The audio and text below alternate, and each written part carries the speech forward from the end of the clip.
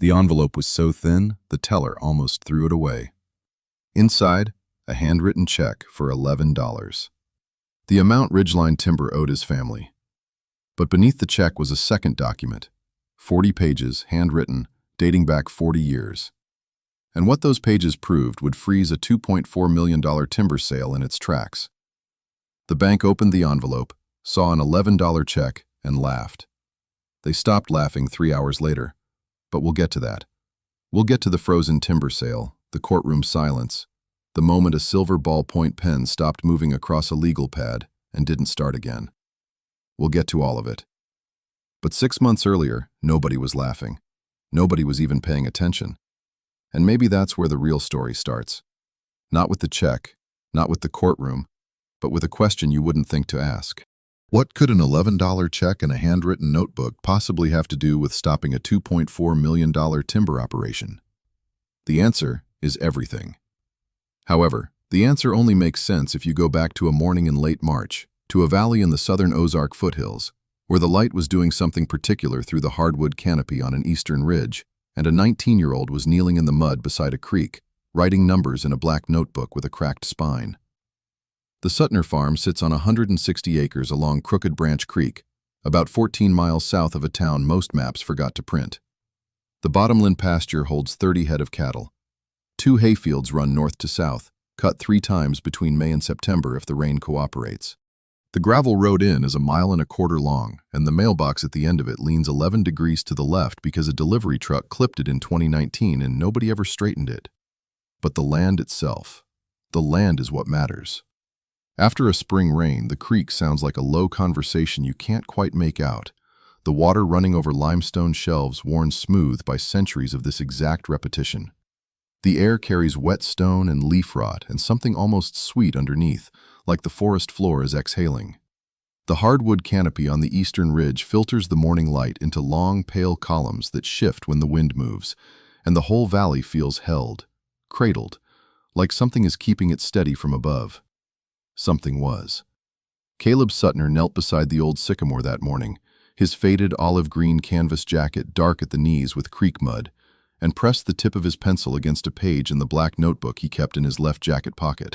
The sycamore's trunk carried marks going back decades, horizontal notches carved at flood heights, each one dated in a careful hand that wasn't his grandmother's hand. Ida Suttner had marked this tree for 40 years, recording the creek's behavior with the patience of someone who understood that water tells you everything if you're willing to stand still long enough to hear it.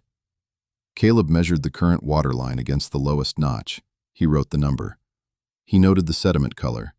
He noted the crawdad burrowing depth 6 feet upstream, which told him more about soil saturation than any gauge could. He'd read every one of Ida's flood journals, 40 years of them, stored in a cedar chest in the back bedroom where she spent her days now, silver-gray hair pinned back with a tortoiseshell clip, hands folded in her lap, unable to walk the land anymore. But her observations lived in those pages, and they lived again in the black notebook Caleb carried. Same format. Same careful hand. Up the hill, Ruth Suttner hauled a round bale with the tractor, the brass key on its leather cord swinging from her belt as she climbed down to check the wrap. Sandy blonde hair streaked with early gray pulled into a loose ponytail, pale blue eyes that didn't wander. She moved with the economy of someone who'd been doing this work alone for longer than she'd planned. Caleb knew what the forested ridge on their eastern boundary did for this valley.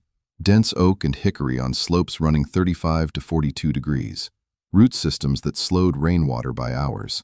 Canopy that broke the force of a downpour before it ever reached the ground. Forest floor duff, 6 to 9 inches deep in places, that absorbed what got through.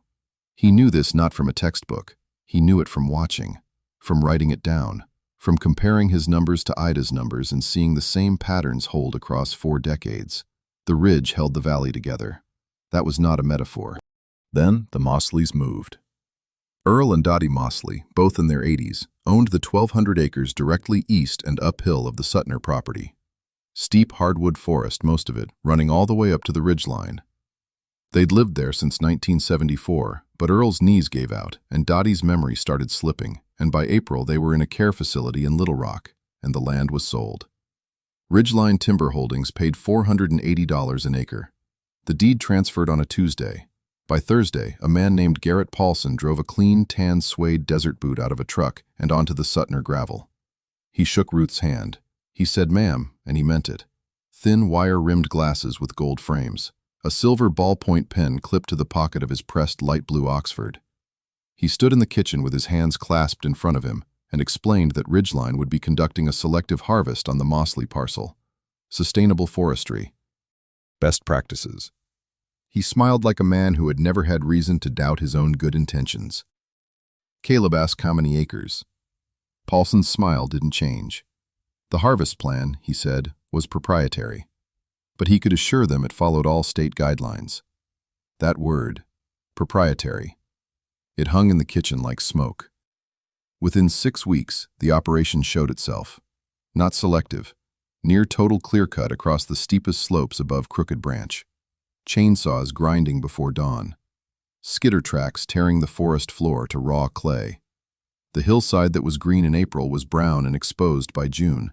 Stumps and slash and bare soil running down toward the creek like an open wound. Ruth called the county. Permits were filed and current. Ruth called state forestry.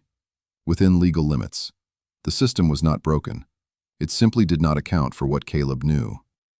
Paulson came back, patient, apologetic, genuine. He sat at the kitchen table and said the slopes would be replanted within 2 years. "The land will recover," he said, the way you'd explain weather to someone who'd never been outside. Caleb set Ida's flood journals on the table. 40 years of data. Paulson flipped through a few pages, nodding slowly, politely. His line landed soft as a closing door. "I appreciate your family's history with this place, but our engineers have surveyed the hydrology." He set the journals down on the table, open, and stood. The gravel popped under his tires as his truck disappeared down the road. Caleb stood at the window, the black notebook pressed against his chest, and watched until the dust settled.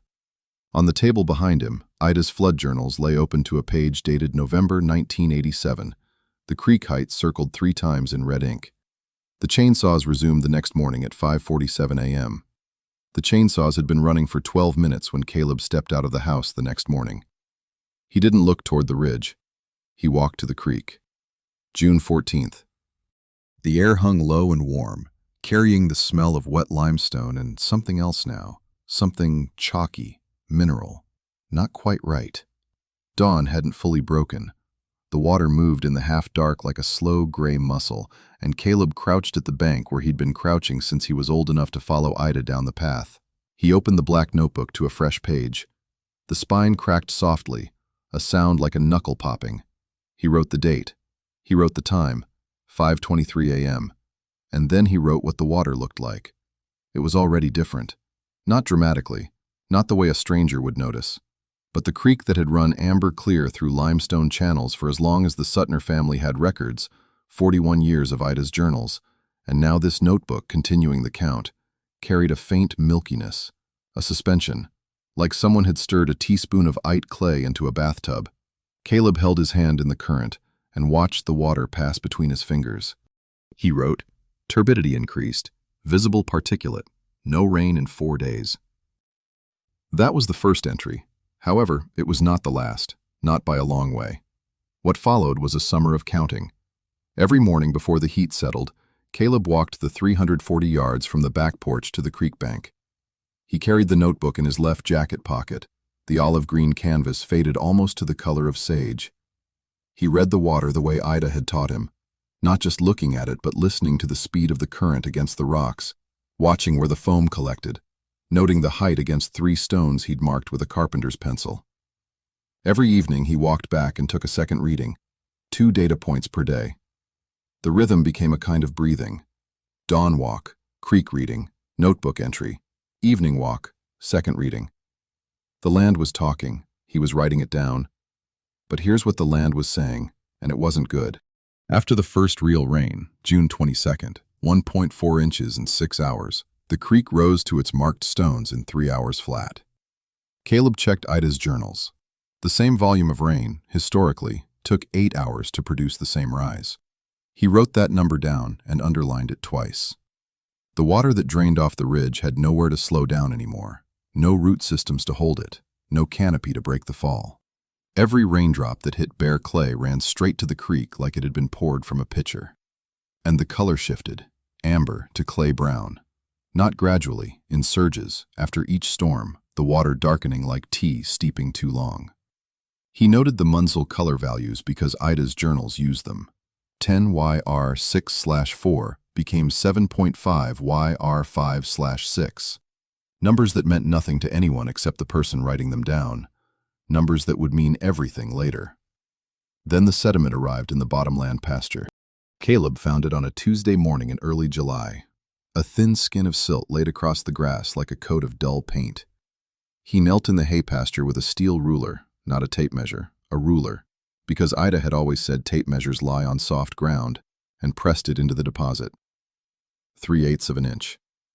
He photographed it with the disposable camera Ruth kept in the kitchen drawer. The hay was still growing, pushing up through the silt like it was confused. The second heavy rain came July 9th. He measured again. 7/8 of an inch. The silt was accumulating faster than the grass could outgrow it. Ruth noticed before he said anything. She stood at the fence line one evening and watched the cattle drift away from a section near the creek bend where standing water lingered, 2 full days longer than it used to drain. The cows knew. They always know before people do. But Caleb had another measure, one that nobody else in the county would have thought to check. Ida's journals, the ones Garrett Paulson had set down on the kitchen table without reading, contained a detail that sounded like folklore but wasn't. Crawdad burrowing height. For 37 consecutive years, Ida had measured how high the crawdads built their mud chimneys on the creek bank. The correlation was precise and unforgiving. When crawdads burrowed higher, the water table was rising. When the water table rose beyond a threshold, a bigger flood followed. Not superstition, hydrology, observed by hand, across decades. Caleb checked the bank on July 14th. The chimneys sat 14 inches higher than the same month the previous year. He added it to the notebook. The notebook was thickening now. 72 entries since June. The cracked spine had deepened its split. The pages were swollen with humidity and pressed pencil lead and the occasional smear of creek mud. It was becoming something heavier than paper. But who was listening? On August 6th, Caleb drove to the county seat for the water board meeting. The room smelled like floor wax and burnt coffee. Fluorescent lights buzzed above a row of folding metal chairs, half of them empty. A long table at the front held a plaque with the state seal, slightly crooked. 3 of the 7 people in the room worked for Ridgeline Development on a seasonal basis. Caleb sat in the second row. His gray-green eyes moved across the agenda sheet. When his turn came, he stood. He spoke carefully. He showed his measurements, the turbidity readings, the silt depths, the rise time comparisons, the crawdad data. He referenced his grandmother's 40-year record. The board chairman nodded. "We appreciate you bringing this to our attention, son," he said. They moved to the next agenda item before Caleb had fully sat down. No hostility, no argument, just the polite, efficient silence of people who had already decided what mattered and what didn't. Caleb gathered his notebook and walked out into the parking lot heat. 2 weeks later, Ruth stood at the counter of the feed store on Route 9, waiting for a bag of mineral salt. The owner leaned on the register and said it loud enough for the 2 other customers to hear. "That boy's got too much time on his hands." Ruth said nothing. She picked up the 40-pound bag, carried it to the truck, and drove home. Caleb, at the kitchen table, didn't look up when she came in. He was adding a new column to a page already dense with figures. Sediment depth in the hay pasture, measured to the 1/4 inch.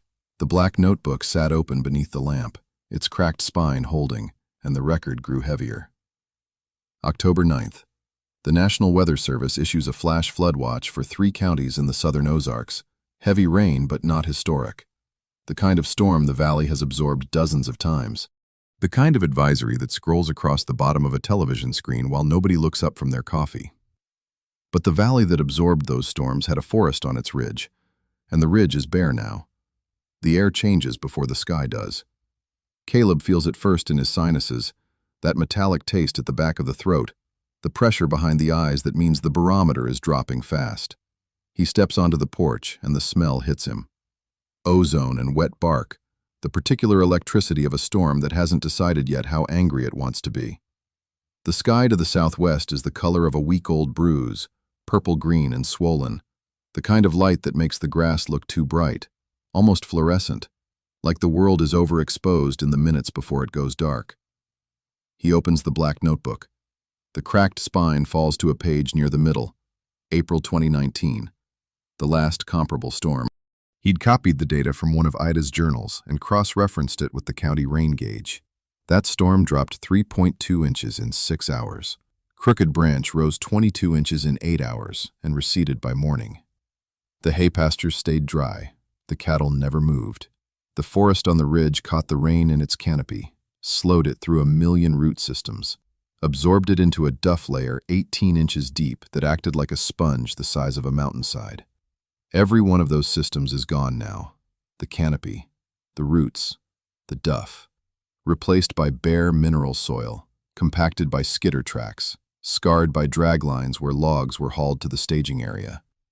Caleb writes a single line in the notebook, storm incoming, no canopy, no absorption layer, and closes it. Then he goes to find Ruth. The rain starts at 4:17 p.m., not gradually. It arrives like someone turned a valve. One moment the air is thick and waiting, the next the world is made of water. It hammers the metal roof of the barn in a roar so loud that Ruth has to shout from 6 feet away, and even then, Caleb reads her lips more than hears her words. The cattle are restless. They know. Up on the ridge that Garrett Paulson's company stripped to stumps and slash, the rain hits bare ground and has nowhere to go. No leaves to break its fall, no roots to channel it downward, no spongy forest floor to hold it. It sheets off the compacted soil in a brown curtain, picking up topsoil as it goes, gathering speed, finding the old skid trails and turning them into channels, then streams, then rivers of mud carrying logging slash and bark and gravel. All of it aimed downhill, all of it aimed at the valley. Crooked Branch doesn't rise, it erupts. Caleb times it by his watch, recording in the notebook with a pencil because ink would run. At 5 p.m., the creek is at its normal bank. By 6 p.m., it has risen 14 inches. By 7 p.m., 26. By 12 p.m., the 34 inches in just over 3 hours. He writes the number. He writes the time. It is the shortest entry he has ever made, and it says more than every page before it. However, here is the thing about water. It doesn't read property lines. It doesn't check timber contracts. It doesn't care whose staging area sits in a drainage path, whose equipment yard was graded flat at the base of a clear-cut slope, whose access roads were cut without culverts because the company's own hydrologist said the flood risk was negligible. The runoff doesn't just flood the Suttner bottomland. It buries Ridgeline's staging area under 11 inches of mud and slash. 2 skidders, machines worth $190,000 apiece, sink to their axles. A flatbed truck loaded with cut logs slides sideways into a drainage ditch and rolls onto its side with a sound like a building falling. The entire road network Ridgeline carved into the mountain washes out in sections, 3-foot gullies cutting across switchbacks that took weeks to build. Downstream, the sediment load is so heavy that it dams a culvert under the county road, backing water across 3 neighboring properties that have never flooded in living memory. The company that told Caleb his notebook was a hobby. The company whose representative smiled politely and said the words were not worth the paper. That company is now watching its $2.4 million harvest operation drown in the runoff from its own clear cut. But Caleb doesn't have time to notice. He and Ruth are already moving. The notebook is open on the dashboard of Ruth's truck, held flat by a flashlight. The headlights cut 2 white tunnels through rain so thick it looks solid. Caleb rides in the bed, soaked through his olive canvas jacket, his cream Henley plastered to his ribs, shouting directions through the rear window. He's following routes he mapped from Ida's journals, not roads, not trails, but contour lines. Lines his grandmother marked in pencil 60 years ago, tracing the paths where the high ground never dips, where the creek has never reached in any flood she recorded across 5 decades of watching. Ruth drives with both hands on the wheel, her sandy blonde ponytail dark with rain, the brass key on her belt cord swinging with every bump. She doesn't question the routes. She doesn't hesitate at the gates. 30 head of cattle move through the dark, guided by a truck and a 19-year-old with a dead woman's knowledge in a black notebook. And by 3 a.m., every animal stands on the upper pasture, breathing hard, alive. Dawn on October 11th. The water is still rising. Caleb stands on the high pasture with 30 head of cattle behind him, mud to the tops of his scuffed tan boots with the red laces, looking down at a valley he no longer recognizes. Fence posts jut from brown water like broken teeth. Silt buries the hay in smooth, wet sheets. But he hasn't lost a single animal. Ridgeline has lost everything below the ridgeline. 3 days after the flood, a white county truck pulls up to the Suttner farm, and a woman in a gray windbreaker steps out with a clipboard and a skeptical expression. She's the county engineer sent to assess the damage. Mid-40s, short dark hair, steel-toed boots that are still clean. She hasn't been in the mud yet. She will be. She looks at the property. She looks at the creek, which is still running the color of weak coffee, still carrying silt from slopes that no longer have roots to hold them. She looks at Caleb, standing at the edge of the gravel drive in his scuffed tan work boots with the red laces, his olive-green canvas jacket zipped to the chest, the black notebook in his left hand. She sees a 19-year-old kid on a damaged farm. She does not yet see anything else. But Caleb doesn't argue with what her eyes are telling her. He doesn't explain. He doesn't defend. He just walks her to the creek. He opens the notebook. The cracked spine bends flat against his palm, and he shows her the first page of data. Creek rise times from September of the previous year, before ridgeline's clear cut. Creek rise times from the same rainfall events this year, after. The difference is not subtle. It is not debatable. Before the cut, a 1-inch rain event produced a peak flow in Suttner Creek approximately 14 hours after the storm passed. After the cut, the same rainfall produced peak flow in under 3 hours. The water wasn't being absorbed. It wasn't being slowed. It was sheeting off the exposed ridge like rain off a parking lot. He turns the page. Sediment measurements. Jar samples taken weekly, labeled by date in his own careful handwriting, cross-referenced against 40 years of observations in a different hand, his grandmother Ida's hand, small and precise, recorded in pencil on lined paper that had yellowed to the color of old butter. The crawdad burrowing depths, which Ida had tracked since 1983, mapped against seasonal water table fluctuations. The correlation was clean, the data was consistent, and the conclusion was inescapable. The engineer didn't say much. She wrote something on her clipboard. She asked if she could come back the next day. She came back for 2 days. She brought her own instruments, a turbidity meter, a flow gauge, a soil penetrometer she drove into the exposed slopes above the creek. She measured what Caleb had already measured, and she got the same numbers. Linger on that for a moment. A professional with a civil engineering degree and 12 years of county service, confirming what a teenager had documented with mason jars and a $5 thermometer and his grandmother's handwriting. Not because his methods were crude, because they were precise, because 40 years of daily observation, conducted with patience and recorded without ego, had produced a dataset that no 6-month consulting study could replicate. Her report was 11 pages long. It landed on the desk of the State Forestry Division on October 19th. By October 24th, ridgeline development was under a mandatory state forestry review.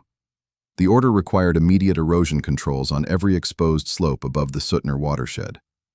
An accelerated replanting schedule, not in the leisurely 2-year window Ridgeline had proposed in their original permit application, but now, this season, before the next rain. And the $2.4 million land sale to the resort consortium? Frozen, pending full environmental compliance. However, here is where the $11 check enters the story again. The county's damage assessment calculated that Ridgeline owed the Suttner farm exactly $11 in documented sediment damage to their lower hay pasture.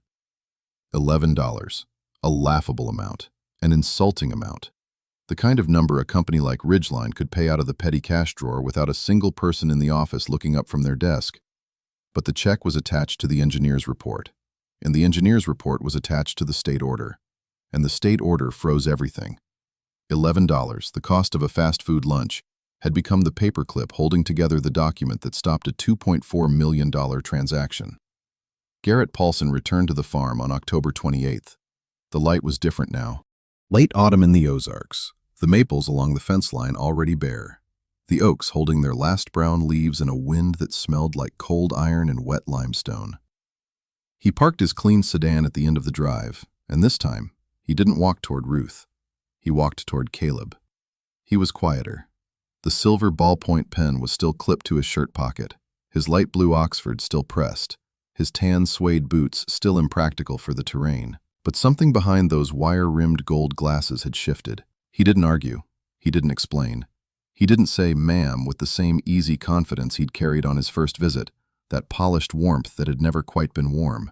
He asked Caleb to walk the ridge with him. They walked for 3 hours. Up past the scarred slopes where the topsoil had sloughed away in long brown tongues during the flood. Along the exposed rock shelves where springs had once surfaced through moss and now trickled through bare gravel. Caleb explained what Ida had taught him, which slopes held water because of the clay layer 18 inches down, which ones shed it because the bedrock angled east, where the springs surfaced and why they surfaced there and not 30 feet to the left. Paulson listened. He took notes with his silver pen. He asked questions that were careful and specific and revealed for the first time that he was genuinely trying to understand. This was not an apology. It was something harder than an apology. It was a man realizing that the expertise he had dismissed with a polite smile and a compliment about the property was the expertise he needed. That the notebook he had glanced at and looked away from contained the only map that could guide him out of the mess his company had created.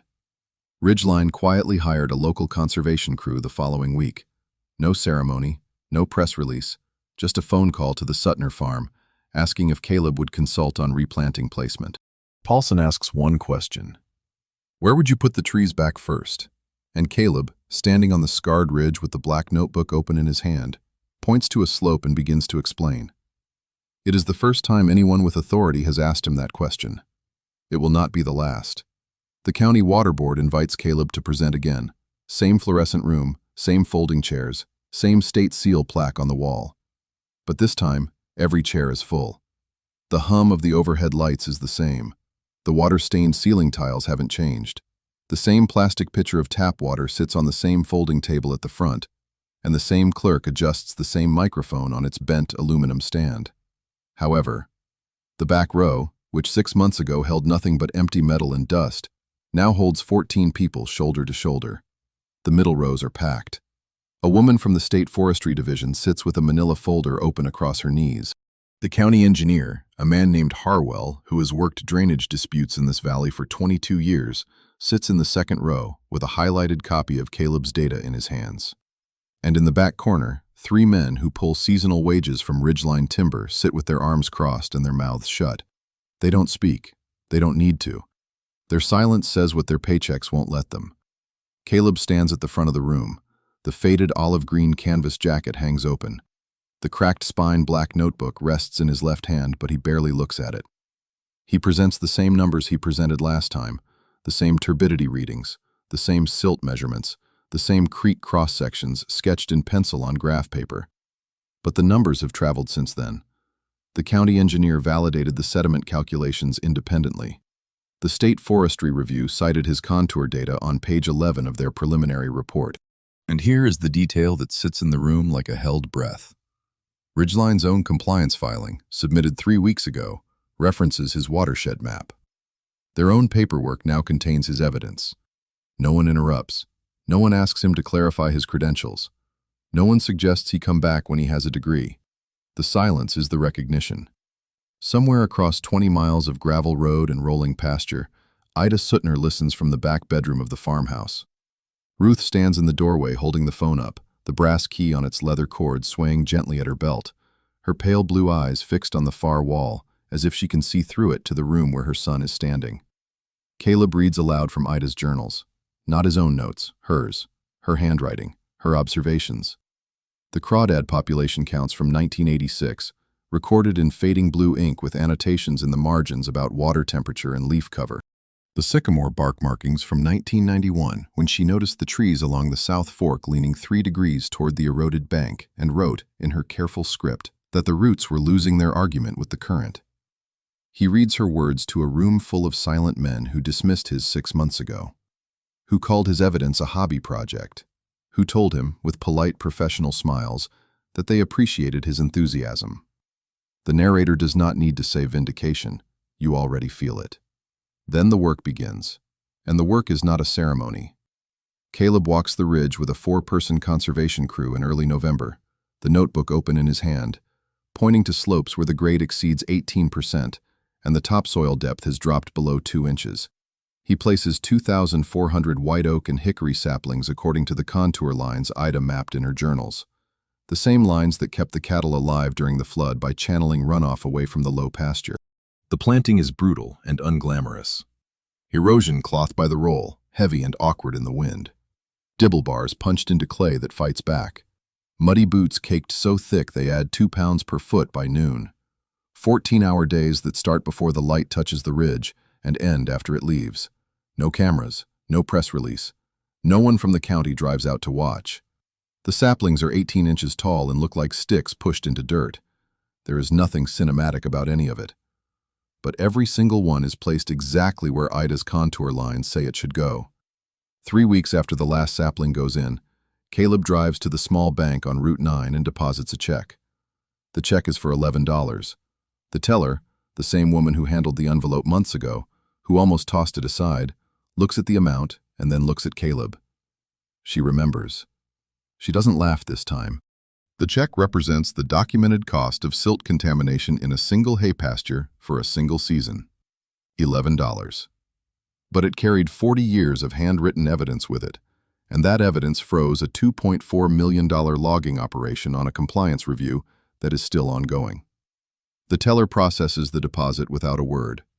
Sometimes the smallest number in the room is the one that changes everything. Spring comes the way it always does in this valley, not all at once, but in arguments. A warm week, then frost. Rain, then dry wind that cracks the mud into jigsaw patterns. The dogwoods along the creek bloom and drop. The redbuds hold longer. Caleb walks the ridge on a morning in late April when the light is the color of weak tea and the air smells like wet bark and iron. The hillside is ugly. There is no other word for it. Bare soil, orange clay, plastic erosion mesh stapled into the ground in overlapping sheets that catch leaves and trash. The scars from the logging road are still raw, still visible from a half-mile away. But it is no longer bare. Through the mesh, through the clay, through the compacted ground that every engineer said would take years to recover, green shoots. White oak seedlings pushing through, 3 inches tall, 4 inches, their first leaves unfurling like small fists opening. The creek below runs slightly clearer than it did last month. Not clean, not restored, just slightly clearer. Caleb kneels on the ridge. He pushes his hand into the soil the way Ida described doing 60 years ago, palm flat, fingers spread, pressing down until the ground pushes back. The black notebook is in his left jacket pocket. Its spine is cracked, its pages are full. The faint scatter of freckles across his nose catches the morning light, and his gray-green eyes are fixed on something that is not yet a forest, not yet a hillside, not yet anything anyone would photograph or celebrate. The land is not healed, but it is holding, and sometimes holding is enough.